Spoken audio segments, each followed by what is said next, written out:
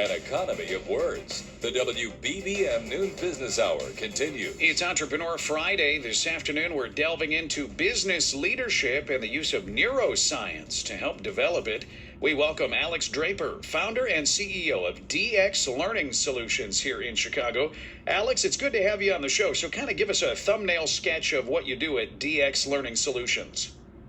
Thanks for having me. Hi, good afternoon. We do leadership training, helping managers really lead in ways in which empowers their people to thrive and be productive and engaged and do great work. Talk about emotional intelligence. I'm assuming that's at least part of what you do, and it seems like it's become so important in business environments now. Well, yeah, businesses are a bunch of people, and we're all humans, so therefore we all have emotions. And therefore, emotional intelligence is your ability to both leverage your intelligence and your emotional intelligence for the betterment of your people. Because, if we can manage our emotions, how much better the world would be.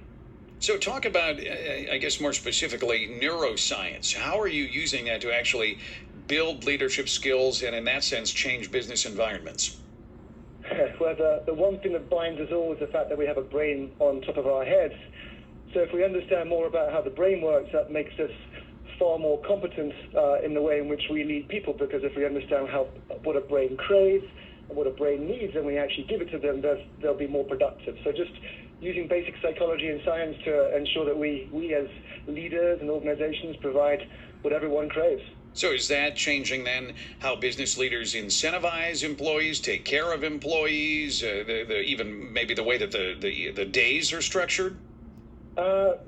More so the behaviors, how you behave with your employees so that they see a different you or a different business. So it's more about the behavioral side of how you run a business. So how did you change during the pandemic? Just about every business is in some way changed because of the pandemic. How did you have to pivot? Well, I remember it vividly. March 13th, it came to an end. Basically, $3 million of business went out of the window in 2 weeks because we were all in person. Everything had to be in person. So, of course, the first thing off the books in the pandemic is in-person training. So we had to pivot the business within probably a week. And how did the customers respond to that? Because, like you're saying, it was just so important for you to have the in-person, and yet if you stayed with that, you'd be out of business. Correct. So, the first part was to create a new product, to really just do something that we had never done before, because if we didn't do that, then unfortunately my employees would no longer have a job. So we just had to do what we did, face the facts. We call it the stock tail paradox, right? You're brutally honest. You say that this is what's going on.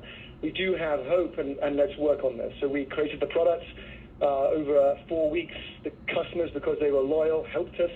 And because we're open and honest and transparent, there was just that sense of, hey, we want to help you win. So that really helped.